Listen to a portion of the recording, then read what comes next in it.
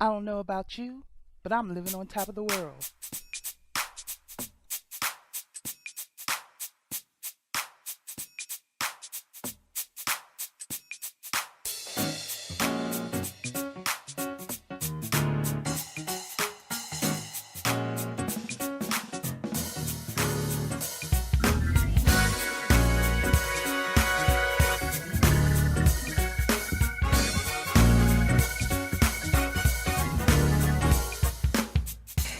Hello, everyone. It's Donna. I'm back with my review of Greenleaf Season 1, Episode 4, Behind Closed Doors. This one is a good one because it shows um, basically the activities that are taking place in secret. And, it's most of the things that are taking place in secret, though. The bishop is right dead smack in the middle of it. So, um, he's been trying to avoid, he's been stonewalling the request from Senator Banks. Well, that has backfired on him, honey. And now, y'all smell that? It's an audit. He is getting audited now by the IRS because he refused to respond to Banks.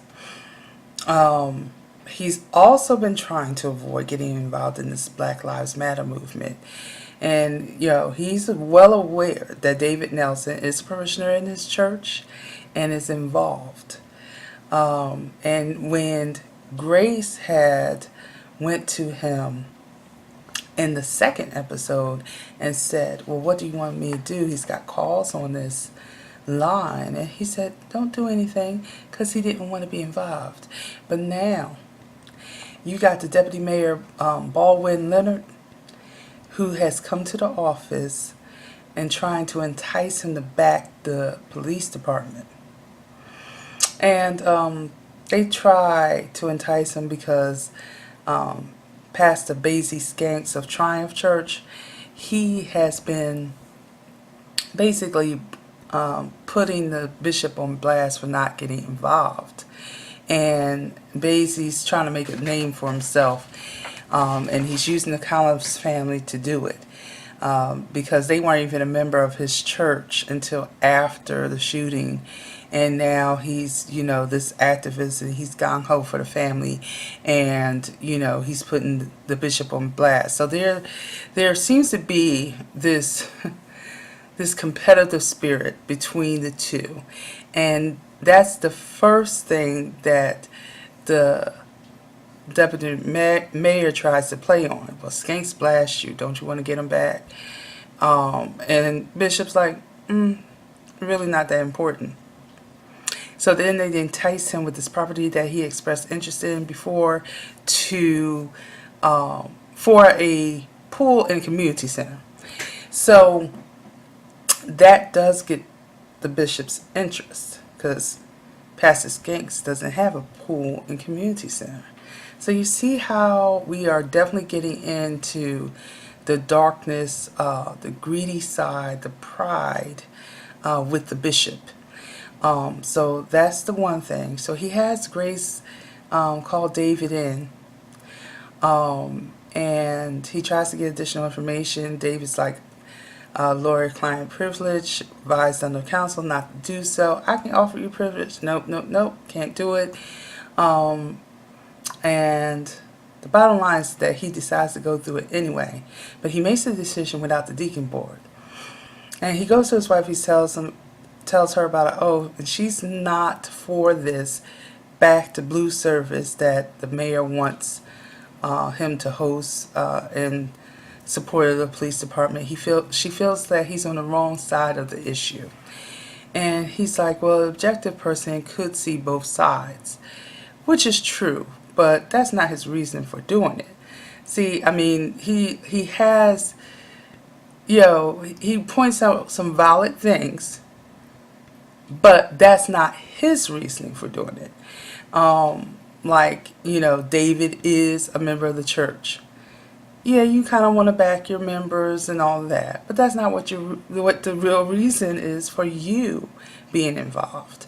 You gain something from this, and then it ticks off the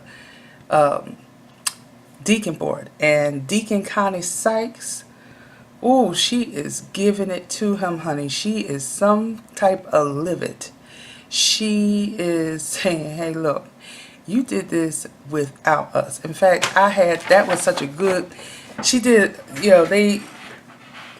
after he makes the decision to go through with the back to blue service, he calls the deacons in. Now, Jacob's in the corner. He don't really have nothing to say. But he's already made the decision. That's not how this is supposed to go, Bishop. You're supposed to talk to us and we make the decision together, which was what Deacon Connie Sykes was saying. But see, now you have gotten beyond yourself. You act like you don't need us. You act like you can make all these decisions and then we have to accept the decisions you make. He's gotten cocky. This is, pride comes before the fall, honey. And, he's going to fall hard if he's not careful. So, she gives the best line. I mean, there's this whole speech that she gives, but the last couple of lines of the speech were the best for me. It just tickled me. She's like, look, you flaunted the law of God. The church has deacons for a reason. Checks and balances. You seem to only be interested in the checks. Honey, she gave him the ultimatum. Look, have this service here. You go ahead and do what you want to do. And in the middle of the service, I'm getting up, I'm walking out, and anyone that wants to join me, I'm going to invite them to join me. Bishop was like, look, I won't answer to you. You do what you want to do. It's your prerogative. He Bobby Browned her. Oh, honey, that tickled me. But she stays true to form. She walks out that service. There's a thing where, they've been talking about this Black Lives Matter thing in academia. Flyers are being passed around the school. Zora and Sophia have an interest because, after all, they're teenagers. This could have been them. And, you think this teenager was innocent, unarmed, and his life is over. And, we don't really know what happens because David's not saying anything. Kenny's not allowed to tell the story. But you get the sense that, perhaps this officer did make a vital mistake. Maybe he mistook him for someone else. I don't know. We don't know. They don't tell us that. But, the bottom line is that unarmed teenage boy is shot and killed. And this is happening far too often. And this is why things are occurring. And there is this enmity between the public and the police department, because the police are there to protect and serve. But if you feel like the people that are supposed to protect and serve you can't trust, then it's causing division. And I think we all have a role to play in this. I like the fact that this show is bringing that to focus, because it's not just a Black Lives Matter, but all lives matter, and every life should be valued. And unfortunately, there are good officers out there, but they're being overshadowed by the corrupt officers and their actions. So this particular episode brings that to light. Let's see. Last week Carissa asked Jacob to go to counseling. He said, no, honey. But guess what? Where they at? In counseling. And so, the therapist, Dr. McCarr, I believe her name is, she asked them, so, do either one of you want to get divorced? Now, Carissa's adamant she doesn't want to get divorced. And, Jacob's like, I don't even know why I'm here. And, so the doctor says, well, why are you here? Carissa says, he cheats, and he knows that I know that he cheats, and that's where we're at. Then when the therapist starts trying to question Jacob starts to shut down because Carissa is in the background just emasculating him. She's good for going at the juggler and just, tearing him down. Now, I'm going to tell you like this. There are other people out there reviewing this show. And I did watch a couple of reviews, and I'm going to give them a shout out. There's James Caldwell. There is Lynette and Stanley of Random TV Reviews. There's Ashley Miller. They can give you a different perspective. I'm telling you how I see it, but I do agree with James that after this, Jacob goes see Alexia, and the counseling seems to be effective with Jacob, but with his mistress and not his wife. So that was interesting. But getting back to these teenagers with this Black Lives Matter movement rather, they receive the flyer, they want to go. Sophia asks Grace. Grace says, look, there's a difference between a visual and a protest rally where that's a call to action. It can turn violent. It's too dangerous. No. Now, I'm going to breathe because I can understand Sophia being disappointed, but she got disrespectful. And I just know that if I had done something like that to my mother, I wouldn't be here being able to do the vlog and, communicate with all of you. You would have never heard my name because I wouldn't have been alive. Do you understand what I'm saying to you? And, okay, I understand you're upset, but you were rude. But I don't know if I'm more mad at Sophia or am I mad at Grace. Because Grace appears to be a strong woman in every sense of the word, except when it comes to Sophia. Because she apologizes. Why are you apologizing to your daughter for wanting to protect her and her interests? I understand that you're disappointed, but you're not going to disrespect me. You're entitled to feel whatever you want to feel, but you will respect me despite what you feel. Do you understand what I'm saying? Okay, because, yeah, you asked me to close the door. I'm also in agreement with Lynette and Stanley when they said, yeah, I'd have closed the door. I've been right in front of that door when it closed, and we would have had some words. But, she's really apologetic, and I didn't get that. That kind of ticked me off, but whatever.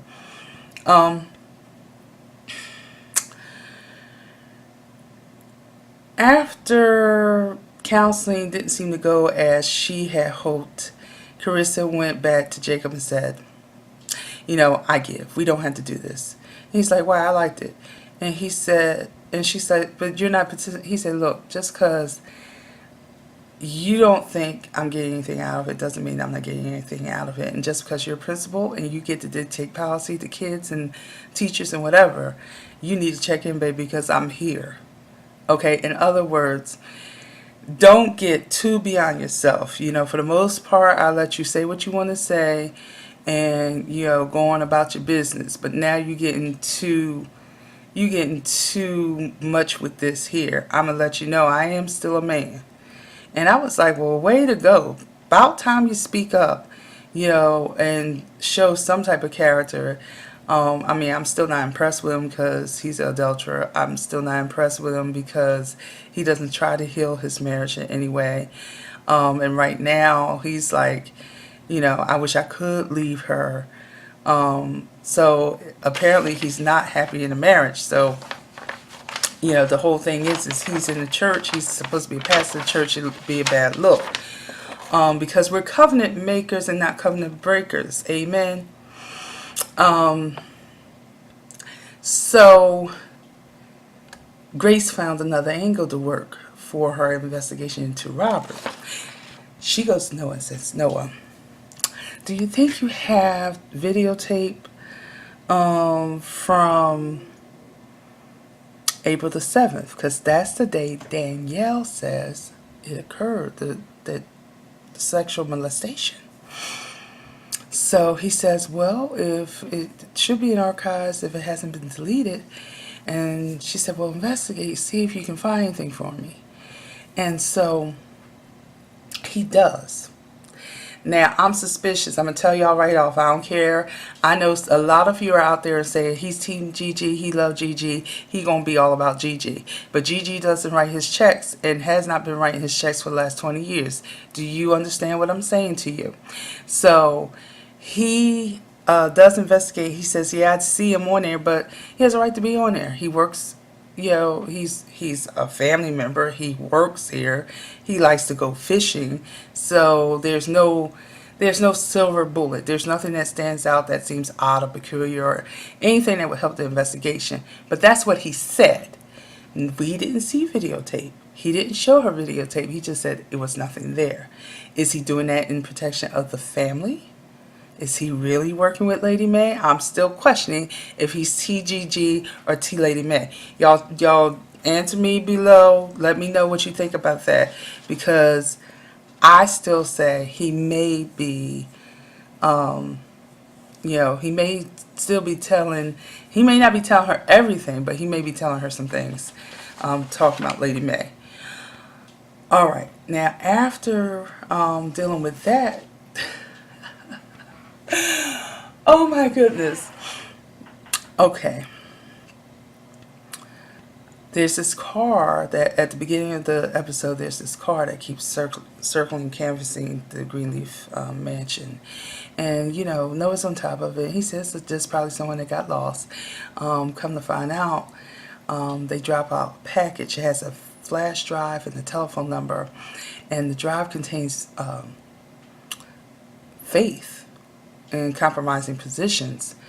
And so Noah shares this with Grace, but he hadn't shared it with anybody else. So Grace said, this is what we're going to do. We ain't going to get the police involved. We're not going to tell my family. We are going to I'm going to handle it myself. She reaches out to this would-be blackmailer. And the blackmailer wants $5,000. When he said $5,000, automatically knew he had to be a drug addict just looking to make a quick buck.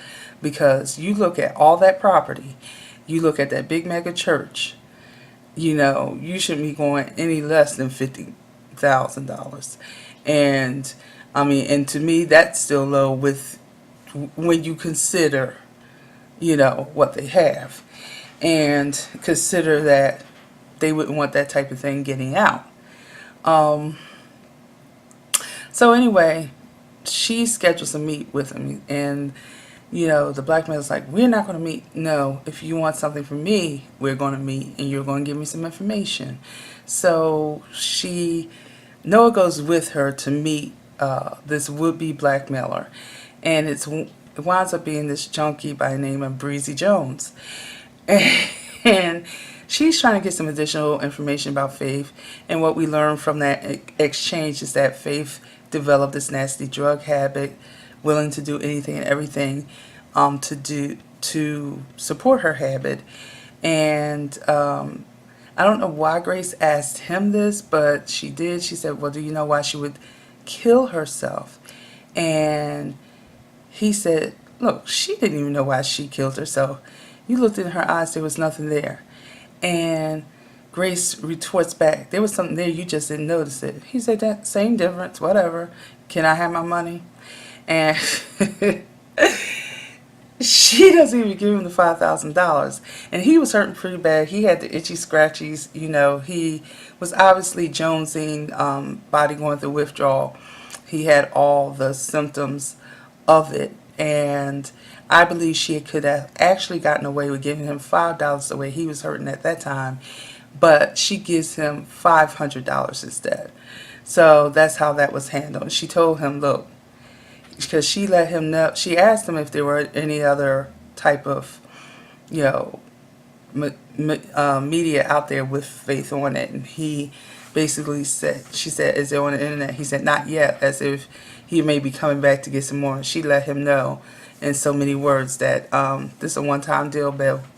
Take this $500 and don't even try to holler no more.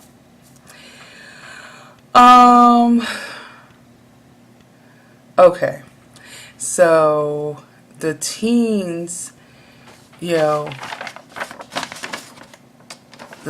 Sophia is upset she couldn't go, and she's with Zora, this no good cousin of hers, and Sophia's like, we should be there, and Zora is going to root for Sophia to do the wrong things because that's the type of girl she is, and she's going to even give her scripture. This little girl gave her Mark 3:5 and said, well, it's easier to ask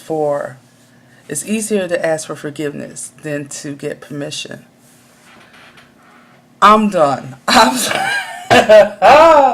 So they wound up going to the protest rally because they told their parents they were going to the movies. And guess who shows up at the protest rally? None other than the bishop. Now, I truly believe that he was trying to get some intel. He may have wanted to see overall, because he's tried to stay separated from it so much that, he probably even doesn't really know what's going on. He just really wanted to be so removed from that situation. So he comes to see what Skank's got to say. How's he rallying these people? What this call to action really is, what they're saying, I guess. I'm making an assumption because we are not told why he's there. But when he gets there, he spots his granddaughters. And he goes to them like, do your parents know you're here? And Zora's like, they both say, well, no, they think we're at the movies. He's like, come on, he snatches them out of there. But what he does do well is that he does have a teachable moment with them. They watch the protest rally. They have a discussion about it. And at the end, he says, look, I'm not going to tell your parents because I've done far worse for less righteous reasons, but don't do anything like that again. And they love on him, and he loves on them, and that was sweet. So that was a redeemable thing. It comes to the day of the sermon.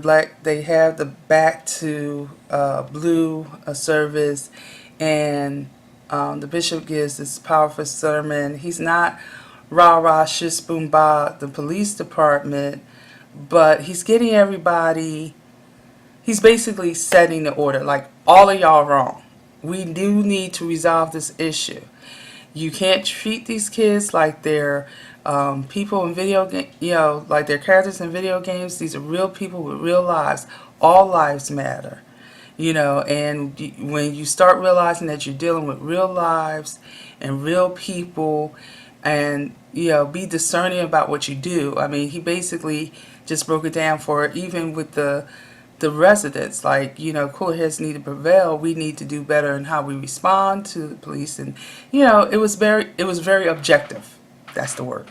He was very objective in what he said in his sermon, and so it was empowering. I thought he did enough to kind of back David.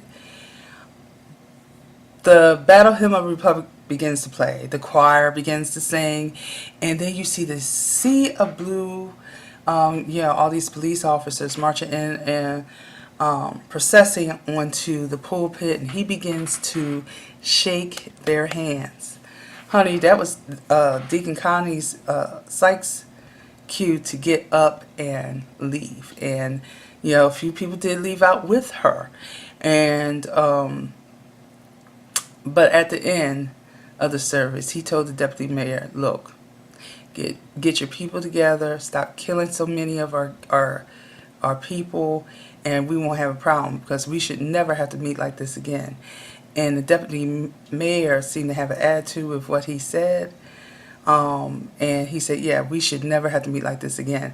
So he didn't take the land after all, but you see that corrupt nature is there, and plus he's getting audited. I don't think it would have been a smart deal for him to do it anyway in lieu of this audit.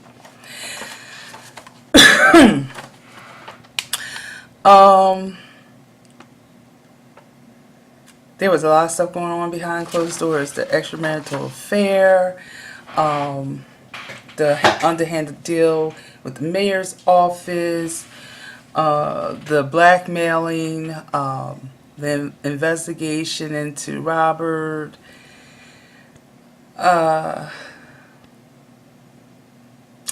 oh, I'm gonna point this out.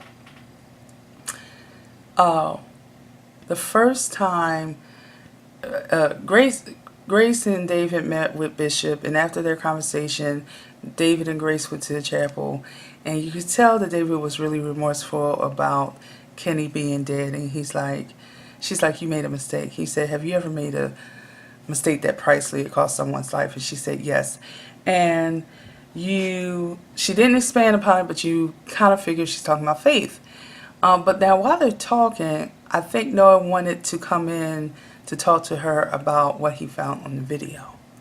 But did you notice how upset he was to see Grace sitting next to David? It wasn't like they were hugged up. It wasn't even, there were no cues of any sort to indicate that it was a romantic type of thing. But, yeah, he had a nerve to get a little attitude. And then again, when they were going into the back to blue service, Noah was coming out to escort him in, and then he said something to Grace like, is that your little research buddy? And she went to respond to him. He said, you don't have to give me any explanation. I'm like, baby, aren't you engaged to Isabel? It's been 20 years since you've been with Faith. Grace. Why are you all caught up in your feelings like that? She didn't promise you anything. She hasn't said, we gonna get together, this, that, and other, because you engaged. Remember, you told her you found the one that you gonna be with forever. So why are you acting like this?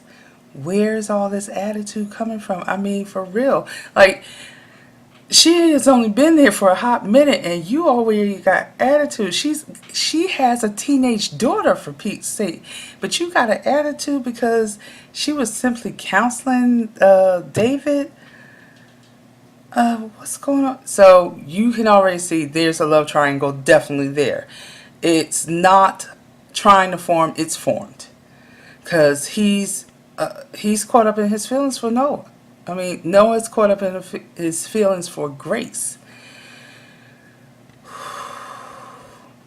I want to see what happens with that. I don't really care for that Isabella girl. There's something about her I just don't like anyway. But what? So let me know what you think about those scenarios. The love triangle, his attitude towards Grace. Is he feeding information to Lady May, whether it's partial or is he giving a full report? What do you think? I still am questioning, again, he still has hurt. His feelings are so mixed for Grace. I don't know what to think at this point. I wouldn't put it past him to be playing the candle, burning the candle at both ends. Tell me what you think. My information is below. You know how we do this. Thumbs up if you like, thumbs down if you don't. Please engage me. Like I said, I will respond to your comments. I do appreciate you for watching. I hope you appreciate my review of this episode. And you take care of yourselves. Until my next video. Bye.